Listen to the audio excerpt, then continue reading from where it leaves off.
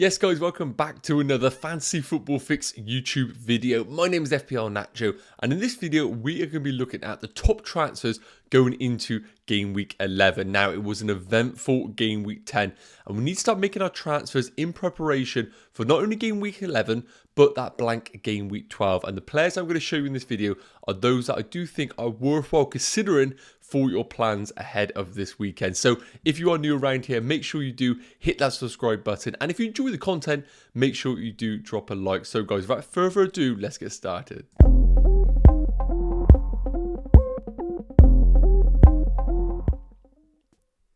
Right guys, so the first player that we are going to be looking at is Tottenham's Harry Kane. 11.4 million, and somebody who's been ticking over nice and slowly throughout this season. Now, the reason I say slowly is just because of what he is going up against right now in the Premier League. 9 games and 8 goals in any other Premier League season would be phenomenal reading to kick off the season. However, when we're comparing him against the Man City machine, that is Haaland, who's got 15 goals so far this season, it really kind of makes Kane's achievements so far kind of redundant. So, again, when we take Haaland out the equation, Kane has had a fantastic start to the season. You can see that the 8 goals so far, and expected goals 5.77, which is third best of all forwards, is worth noting.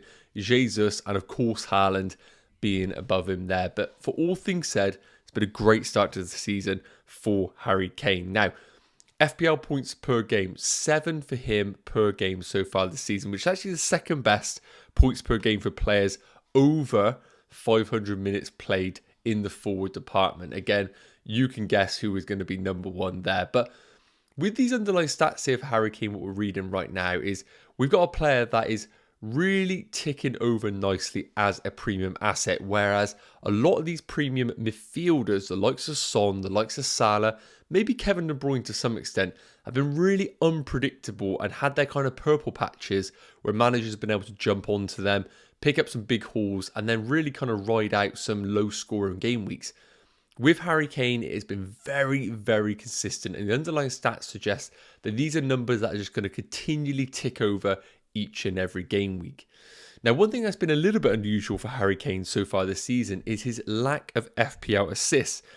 Only 2 FPL assists so far this season. And when we think about Harry Kane over the years at Spurs, he's been very much the creator of that side.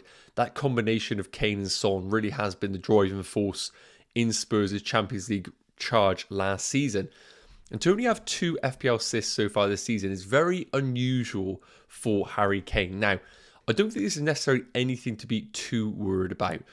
The attempted assist per game for Harry Kane is 1.89, which is better by quite a considerable distance than any other forward in the game. Now, again, as I mentioned, with Harry Kane, what I really do like about him as an FPL option is, whereas somebody like, let me think of somebody as a goal scorer, Haaland I would put into the equation, but I'm talking an all-round asset, which I do believe Harry Kane is, where it's not only just the goals that he offers, but also the chance creation, which is FPL assists. And although he's only got 2 so far this season, looking at those attempted assists per game and 4th best for expected assists, I do think we are going to see more of a well-rounded Harry Kane as the season progresses in both the goals and the assist department. So I really do think the numbers are sustainable for him going forward. Now, looking at the projected points, you can see that 20.7 points over the period of game week 11 and game week 14, which is actually the 3rd highest projected points of all players. So that includes midfielders, defenders, and of course goalkeepers. But, you know, goalkeepers are goalkeepers there. So Harry Kane is looking like a really solid option over these coming game weeks. And it's worth noting that the fixtures coming up, I would argue, are actually quite tricky for Spurs. Everton at home, and Everton have proven to be quite a tough cookie nowadays with the introduction of the pairing in Cody and Tarkowski and the midfield 3 that are deploying of Iwobi, Onana and Idris Gueye. I do think that is going to be a tough ask for Spurs, but I still think that Spurs are going to pick up a win there. Now, of course, Man United away, that is going to be a tricky game under Ten Hag, but we did see what Man City did against Man United, so they aren't necessarily concrete at the back. Then Newcastle at home, another tricky fixture for Spurs, followed by a Bournemouth away fixture, which I would argue Bournemouth at home have been a different prospect to what they have been away. So I do think as well that'll be a tough game for Harry Kane and Spurs. But all in all, projected points are looking really solid for Harry Kane. And I really think Harry Kane is a player that we need to start considering in our game week 11 plans. Now, this isn't to say for you to downgrade Haaland to Kane. My thought process here right now is if some managers are sat there right now with maybe a Kevin De Bruyne or a Mo Salah and are starting to lose faith in the premium midfielder department, if you had royal free transfer into this game week or even were willing to take a points hit, I would maybe recommend downgrading your premium midfielder. So, for example, a Mo Salah down, and then upgrading your third or second forward into another premium, which would be Harry Kane. With that combination of Haaland and Kane over the coming game weeks, I really do think I could reap the rewards over this period. But again, you need to be willing to sacrifice most likely a premium midfielder slot to accommodate Harry Kane. But I really do believe that he is a fantastic option over the next 4 game weeks. It'd be great to know in the comment section, guys, what your current thoughts are on Harry Kane. So next up, guys, let's take a look at a midfielder much cheaper who I do think is flying under the radar a little bit.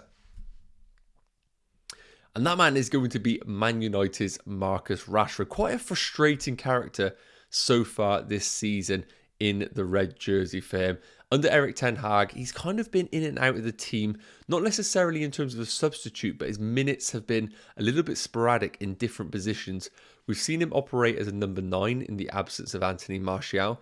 We've seen him be deployed on the left-hand side, which I think the whole footballing world believe that is his best position. And based on the underlying stats and the touch heat map, it would suggest that when he is operating on the left of a front three, and he has someone who is more the focal point, he does get better output than if he was being deployed down the middle there. So looking at the stats so far, 3 goals in 8 games, and an expected goals of 2.21 is not bad reading at all. And at 6.5 million, we discussed at the start of the season at if Rashford and Man United do actually reach the levels that we are anticipating them to under Erik ten Hag, then Rashford is always going to be the budget midfielder that we're all going to want to own. Now, of course, Martinelli is currently taking that mantle, but I really do believe that Rashford still has the FPL potential to not necessarily match Martinelli, but offer an alternative to him, not only up until the World Cup, but beyond that going on throughout the season.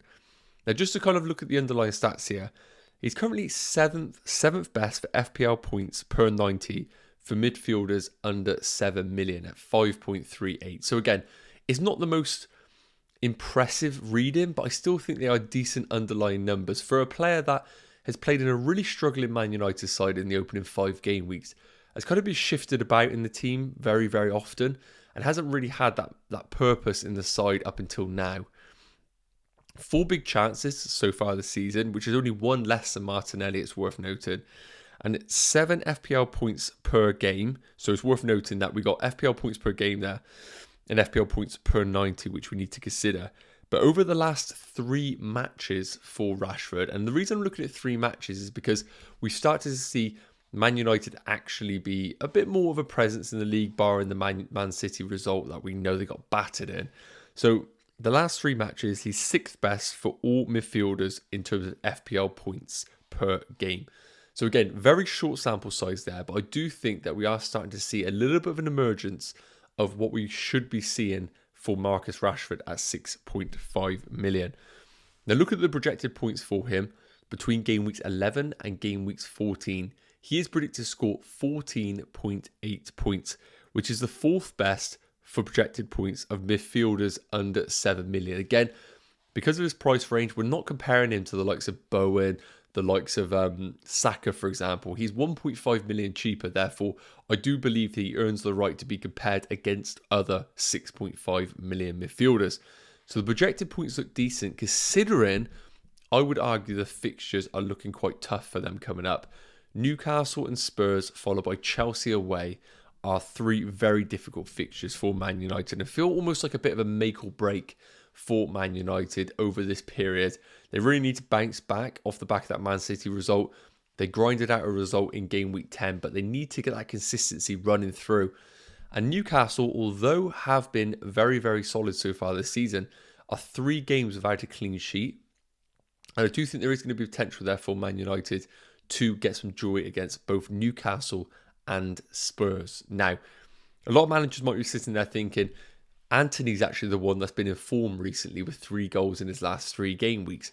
And just looking at the numbers between both Antony and Rashford, XG per 90, Antony is better at 0.38 compared to Rashford's 0.3. Shots per 90, 3.78 to Antony, 2.14 to Rashford. So significantly more shots for Antony.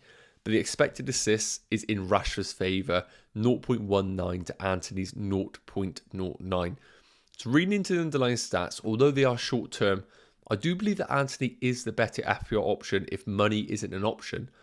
But now that we are considering that there's a million difference between the two, Antony being the more expensive asset, I do believe that Rashford is the better FPL option when we do take all things into consideration in regards to FPL value. So my thought process on Rashford is, if you're in a luxury position where you can bring in a bit of a differential, I do think Rashford is a brilliant option, even though the fixtures coming up are difficult. I think they can slightly play into Man United's strengths on the counter-attack against Newcastle and Chelsea in particular. I wouldn't say Spurs is an ideal fixture for them because Spurs, as we know, do like to deploy a counter-attack. So it might see a slightly different Man United in possession in that game.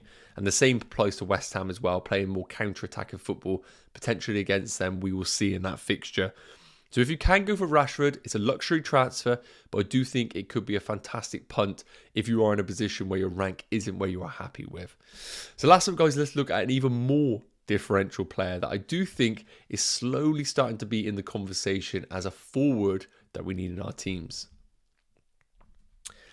And that man is going to be West Ham's Scamacca, 6.7 million. It has been quite a stop-start season so far for Scamacca. Very much the majority of his time in a West Ham shirt has come as a substitute, coming in for 20 minutes replacing Mikel Antonio.